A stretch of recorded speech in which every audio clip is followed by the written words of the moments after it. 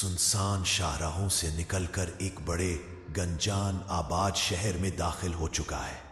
دن کا وقت ہے اور شہر کا ہنگامہ، شور اور ہجوم علی اور جمیل کے لیے اجنبی ہے۔ یہاں کوئی روحانی خوف نہیں ہے، بلکہ انسانی افراتفری اور بے حسی کا ایک عجیب سا دباؤ ہے۔ علی کو فوراً احساس ہوتا ہے کہ بابا دین محمد کا اشارہ درست تھا۔ شہر کا خوف سڑک کے خوف سے مختلف ہے۔ سڑک کا خوف غیر مرئی تھا، جبکہ شہر کا خوف ہر چہرے میں واضح ہے، لیکن ہر کوئی اس خوف کو نظر انداز کر رہا ہے۔ علی ایک پرانے ٹرک اڈے کے قریب ٹرک پارک کرتا ہے اور زنگ آلود بکس کو چھپا کر نیچے اترتا ہے۔ اس کے بٹوے میں اب شرمیلا کی چمکدار چوڑی کا ٹکڑا بھی ہے، جو اسے اپنے مقصد کی یاد دلاتا رہتا ہے۔ یہاں کوئی روحیں نہیں ہے، بھائی، جمیل آہستہ سے کہتا ہے، لیکن یہاں انسان بہت ڈراونے لگ رہے ہیں۔ یہاں کوئی وہم نہیں چلے گا جمیل، علی کہتا ہے۔ یہاں صرف سچ اور قانون کی زبان چلے گی۔ ہمیں محتاط رہنا ہوگا۔ علی اور جمیل نذیر کے ایڈریس پر پہنچتے ہیں، ایک پرانا بڑا ذہنی صحت کا ہسپتال جس کی دیواریں پیلی اور سرد ہیں۔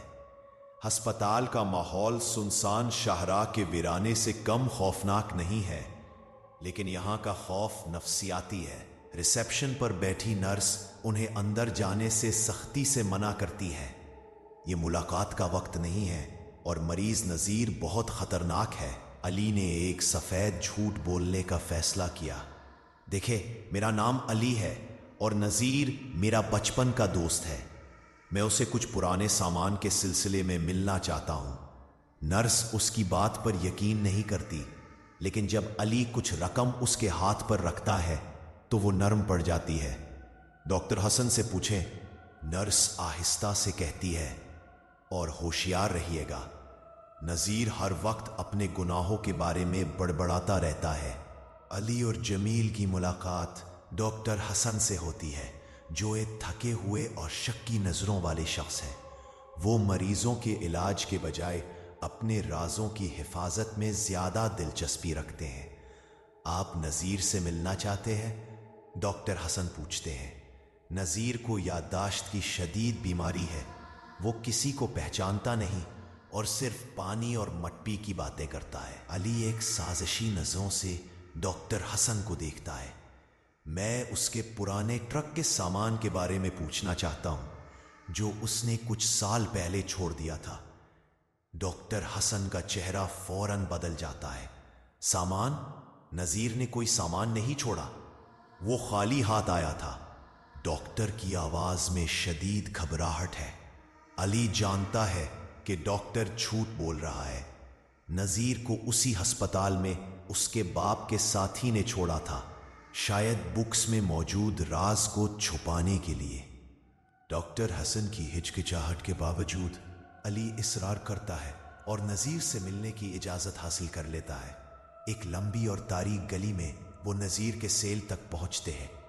نذیر، ایک کمزور اور پراگندہ حال شخص، سیل کے کونے میں بیٹھا ہے۔ اس کی آنکھیں بڑی اور بے مقصد ہیں۔ اس کے ہونٹ لگاتار ہل رہے ہیں۔ وہ دھیمی خوفناک آواز میں بڑبڑا رہا ہے، پانی، مہندی، شرمیلا، سڑک نے لے لیا، میری باری، اختر، اس نے چھوڑ دیا۔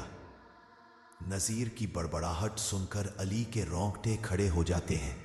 یہ شرمیلا اور اس کے باپ کی کہانی کا جرم کا سچ ہے۔ علی نذیر کے قریب جاتا ہے۔ وہ اپنی جیب سے شرمیلا کی چوڑی کا ٹکڑا نکالتا ہے اور نذیر کے سامنے رکھتا ہے۔ جیسے ہی نذیر چوڑی کا چمکدار ٹکڑا دیکھتا ہے، اس کے اندر جنون کی ایک لہر دوڑ جاتی ہے۔ اس کی آنکھوں میں شدید خوف اور پہچان کی چمک آتی ہے۔ یہ نہیں، مہندی والی، وہ آ گئی، اس نے ہمیں چھوڑا نہیں۔ نذیر چیختا ہے اور زور سے ہنسنے لگتا ہے۔ اس کی ہنسی مکاری اور خوف سے بھری ہوئی ہے۔ نذیر، تم نے شرمیلا کو کیوں مارا؟ علی گرج کر پوچھتا ہے۔ نذیر زور سے ہنستا ہے۔ میں نے نہیں مارا، اختر نے اس کا ساتھ دیا۔ وہ سامان، وہ سب کچھ، میں نے اسے باکس میں بند نہیں کیا۔ اختر نے کیا۔ نذیر دیوار سے اپنے سر کو ٹکرانے لگتا ہے۔ اس کی باتیں غیر واضح ہیں، لیکن علی جانتا ہے کہ اس کا باپ اور نذیر دونوں مجرم ہیں۔ نذیر کا جنون ہی اس کا انصاف ہے۔ اچانک ڈاکٹر حسن سیل میں داخل ہوتے ہیں۔ ان کے چہرے پر شدید غصہ اور خوف ہے۔ میں نے کہا تھا اس سے بات مت کرنا، ڈاکٹر چیختے ہیں۔ یہ شخص خطرہ ہے۔ تم کون ہو؟ تم کس بخش کی بات کر رہے ہو؟ ڈاکٹر حسن فوراً نرس کو بلانے کے لیے بھاگتے ہیں۔ علی سمجھ جاتا ہے کہ ڈاکٹر حسن کا تعلق بھی اس راز سے ہے۔ ہو سکتا ہے کہ اس کے باپ نے کوئی قیمتی سامان نذیر یا ڈاکٹر کے پاس چھوڑا ہو، اور اسی لیے ڈاکٹر حسن نذیر کو یہاں چھپائے بیٹھے تھے۔ جمیل چلو یہاں سے نکلتے ہیں، علی کہتا ہے۔ وہ جانتے ہیں کہ انہیں نذیر سے مزید معلومات نہیں ملیں گی۔ علی نذیر کے سیل سے بھاگتے ہیں اور ہسپتال سے باہر نکلتے ہیں۔ وہ تیزی سے ٹرک کی طرف جاتے ہیں۔ ٹرک کی باڈی پر بابا دین محمد کی دی ہوئی ٹہنی ابھی بھی ساکن ہے، جو انہیں یاد دلاتی ہے کہ سڑک کی روحیں اب بھی ان کی حفاظت کر رہی ہیں۔ وہ شہر کو پیچھے چھوڑ کر واپس شاہراہ کی طرف نکلتے ہیں۔ ان کے پاس اب نذیر کا اعتراف، اس کا ہسپتال کا ایڈریس اور ایک نئے مشن کا آغاز ہے۔ اگلا مقابلہ رات کا وقت ہے۔ علی اور جمیل شہر سے تیزی سے نکل رہے ہیں۔ ان کے پیچھے ہسپتال کی خوفناک چیخیں اور سائرن کی آواز ماند پڑ چکی ہے۔ ڈاکٹر حسن وہ نذیر کو کیوں چھپا رہا تھا بھائی؟ جمیل پوچھتا ہے۔ اس کی آواز میں تجسس ہے۔ اور وہ کس سامان کی بات کر رہا تھا؟ صرف ایک ہی سامان ہو سکتا ہے جمیل، علی کہتا ہے۔ وہ قیمتی چیزیں جو میرے باپ اور نذیر نے شرمیلا سے چھینی تھی، پیسہ، زیورات۔ نذیر اس سامان کا بوجھ نہیں اٹھا سکا، اس لیے میرے باپ نے اسے اس ہسپتال میں چھوڑا ہوگا، اور ڈاکٹر حسن نے اسے لالچ کے لیے چھپا دیا۔ علی ٹرک کی رفتار کم کرتا ہے۔ ہمیں واپس ہسپتال جانا پڑے گا جمیل۔ نذیر کا جرم اس کا انصاف ہے، لیکن شرمیلا کا سامان سچائی کا آخری ثبوت ہے، جو میرے باپ کو بے قصور ثابت نہیں کر سکتا، لیکن اس کے گناہ کی مکمل تصویر دکھائے گا۔ علی اور جمیل ایک ویران سڑک پر ٹرک روکتے ہیں۔ علی ٹرک کا ڈیش بورڈ کھولتا ہے، شرمیلا کی چمکدار چوٹی کا ٹکڑا نکالتا ہے۔ شرمیلا کی روح اب ہماری مدد کر رہی ہے، علی کہتا ہے۔ اسے انصاف چاہیے۔ اگر ڈاکٹر حسن شرمیلا کا سامان چھپا رہا ہے تو ہمیں اسے تلاش کرنا ہوگا۔ جمیل کے دماغ میں ایک خیال آتا ہے۔ ہسپتال میں ایک پرانے طرز کی لاٹری تھی جو ڈاکٹر کے دفتر کے بالکل پیچھے تھی، ایسی جگہ جہاں وہ قیمتی سامان چھپا سکتا ہے۔ علی اس کی بات پر غور کرتا ہے۔ ٹھیک ہے، ہم رات کی تاریکی کا فائدہ اٹھائیں گے۔ ہمیں شہر کی انسانی چالوں سے زیادہ ڈرنا چاہیے، نہ کہ روحوں سے۔ علی دوبارہ ٹرک کا رخ شہر کی طرف موڑتا ہے۔ اس بار وہ سنسان شاہراہ کے اصولوں کو شہر کے بے رحم اصولوں سے بدل رہے ہیں۔ وقت آدھی رات کا ہے۔ علی اور جمیل پرانے ٹرک اڈے کے قریب ٹرک چھوڑ کر خاموشی سے ہسپتال کی بیرونی دیوار پھلانگتے ہیں۔ ماحول پہلے سے زیادہ سرد اور سنسان ہے۔ کوئی سیکیورٹی نہیں، کیونکہ ڈاکٹر حسن کو شاید یہ احساس ہو گیا ہے کہ اس کا راز کھل گیا ہے۔ وہ چپکے سے ڈاکٹر حسن کے دفتر تک پہنچتے ہیں۔ دروازہ ہلکا سا کھلا ہے، جیسے ڈاکٹر جلد بازی میں نکلا ہو۔ دفتر کے اندر عجیب سی بے ترتیبی ہے۔ فائلیں بکھری ہوئی ہیں اور کرسی پلٹی ہوئی ہے۔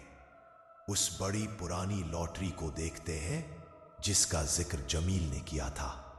لاٹری کافی بڑی ہے اور بھاری لگتی ہے۔ علی اور جمیل مل کر لاٹری کو کھینچنے کی کوشش کرتے ہیں۔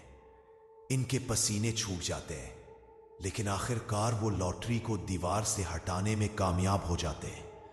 लॉटरी के पीछे दीवार में एक छुपा हुआ दराज है जो एक छोटे से लोहे के बुक्स से बंद है। ये बुक्स जंग आलूद बुक्स से मिलता जुलता है जो अली को कब्रिस्तान से मिला था, लेकिन ये नया और चमकदार है। ये दूसरा बुक्स है भाई। जमील दबी हुई आवाज में कहता है, नजीर और आपके बाप का सामान। अली के हाथों में शर्मीला की छोड़ी का टुकड़ा खुद ब खुद गर्म हो जाता है, जो उसे याद दिलाता है कि वो सही जगह पर है। वो टूल बॉक्स से एक छोटा सा आला निकालता है और बुक्स का ताला तोड़ देता है। अली मुआहिदे, जेवरात और नोटों को बक्स से निकालता है। यही है वो इंसाफ जमील जो शर्मीला को चाहिए था। यह सबूत बताएगा कि कौन कौन इस जुर्म में शरीक था। वो दोनों दफ्तर से निकलते हैं। अली डॉक्टर हसन के दफ्तर के बाहर एक पुलिस कार को खड़ी देखता है। यह डॉक्टर हसन का आखिरी चाल थी। इसने पुलिस को बुलाया है। पुलिस, जल्दी भाई, जमील चीखता है। अली और जमील किसी तरह फरार होते हैं और जंगल के छोटे रास्तों से वापस ट्रक तक पहुंच जाते हैं। ट्रक स्टार्ट करते ही अली फैसला करता है कि शहर में इंसाफ तलाश करना नामुमकिन है, जहां हर चीज बिकी हुई है। हम शहर में नहीं रहेंगे जमील, अली कहता है।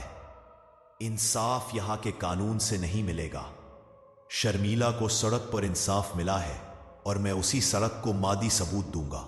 वो ट्रक को सुनसान शाहरा की तरफ मोड़ता है। वो अब किसी ढाबे या शहर में नहीं रुकेगा। उसका अगला सफर बाबा दीन मोहम्मद की तरफ है, जहां वो उस मादी सबूत को रूहानी इंसाफ के लिए इस्तेमाल कर सकता है।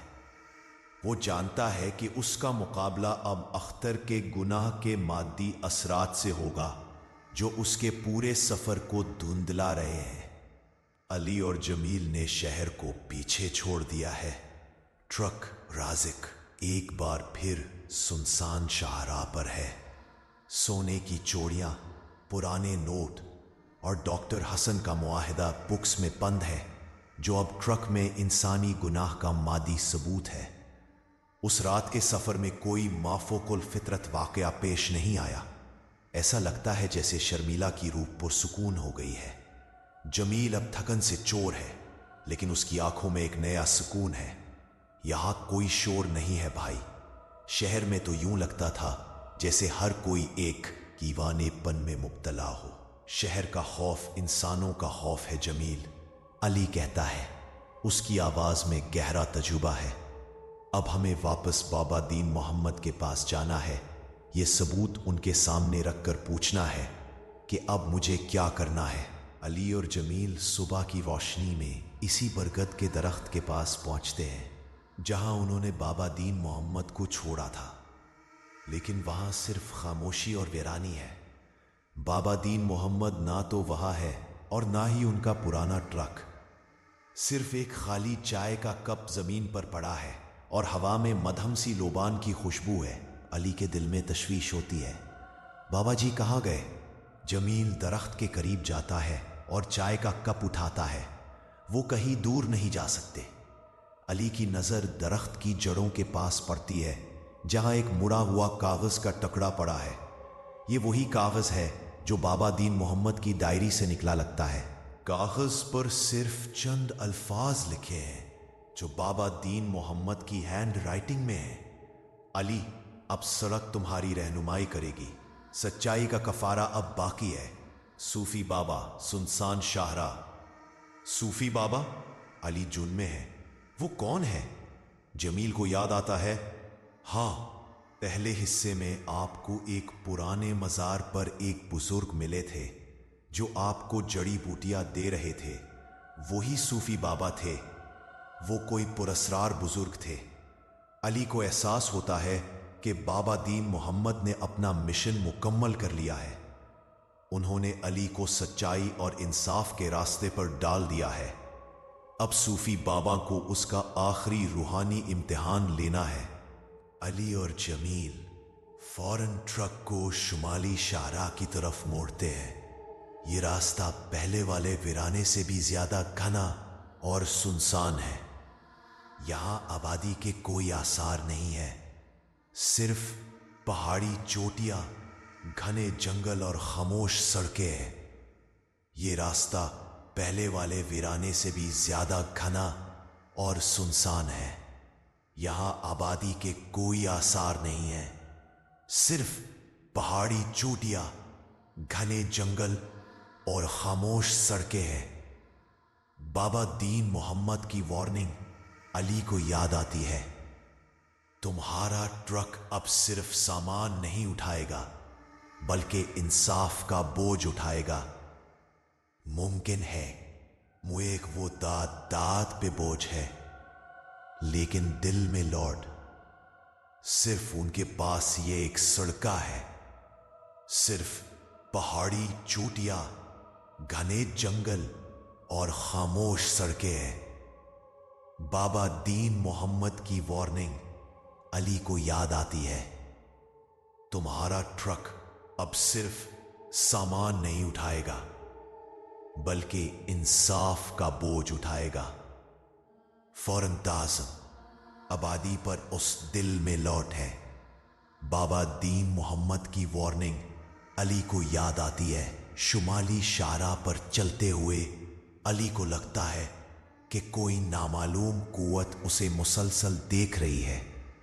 यहां की फजा दोपहर के वक्त वो एक ऐसे मकाम पर पहुंचते हैं जहां सड़क अचानक एक घने तारीक जंगल में दाखिल हो जाती है। जंगल इतना घना है कि दोपहर की धूप भी अंदर तक नहीं पहुंच पाती। ट्रक के अंदर जंग आलूद बक्स खुद ब खुद जोर से हिलने लगता है। चोजी का चमकदार टकरा अब मदहम हो जाता है और ट्रक में शदीद सर्दी की लहर आ जाती है। ये क्या हो रहा है? शर्मीला की रूह तो आजाद हो गई थी। जमील खौफ से कहता है, ये शर्मीला नहीं। अली कहता है, उसका दिल तेजी से धड़कता है। ये नई कुव्वत है। बाबा दीन मोहम्मद का इम्तिहान शुरू हो गया है। जंगल की लकड़ियों से टूटने की आवाजें आती हैं और ट्रक के इर्द गिर्द गहरी सड़ी हुई मिट्टी की बू फैल जाती है। एक खुफिया नापाक कुव्वत की मौजूदगी का इशारा है। जैसे ही वो जंगल के बीचों बीच पहुंचते हैं, ट्रक की हेडलाइट्स पर एक काला धुंधला साया गिरता है जो ट्रक को रोकने की कोशिश करता है।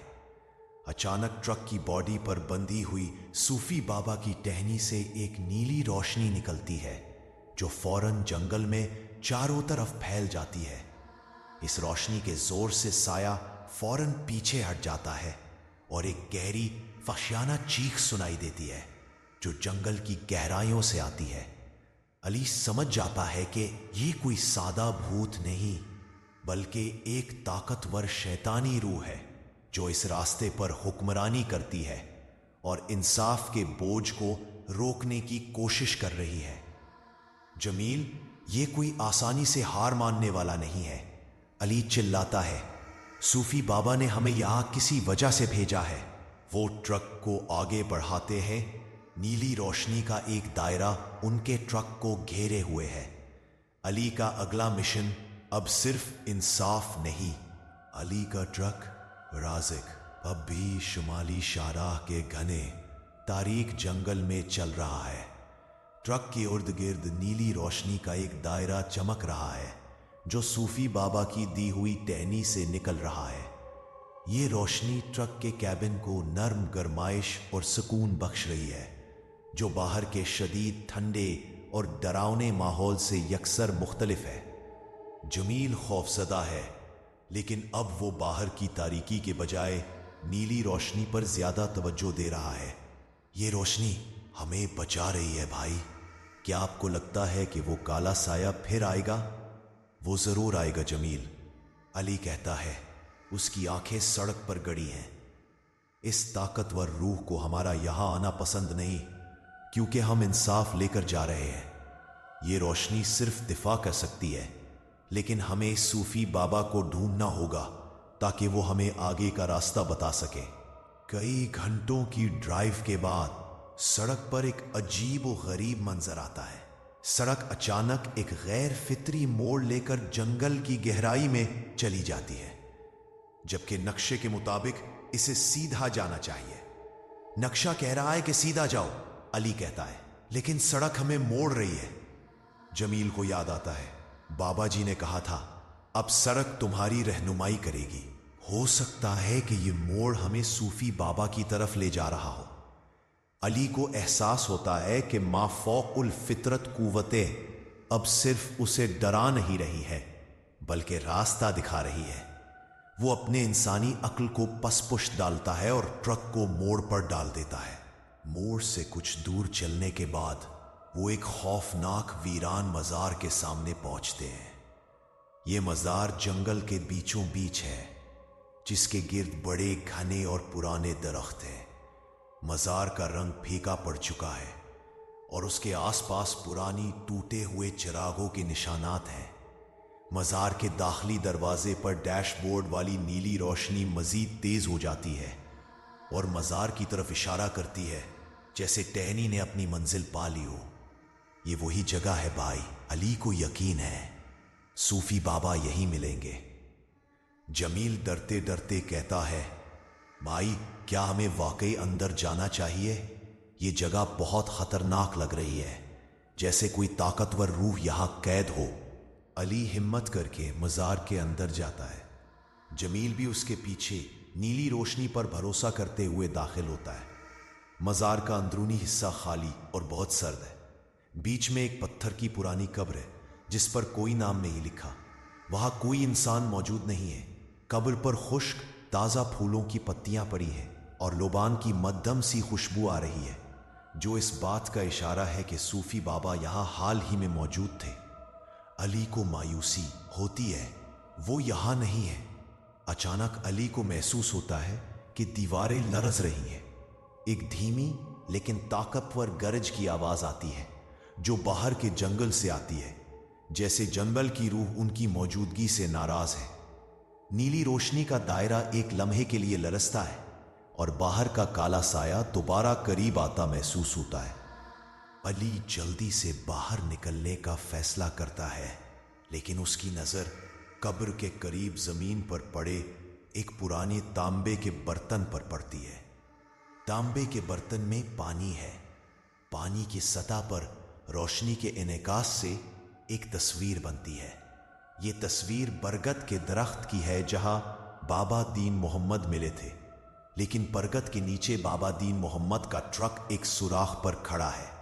अली और जमील गौर से देखते हैं। तस्वीर में सुराख से सोने का एक धंधला सा अक्स नजर आता है। मेरे बाप का बक्स।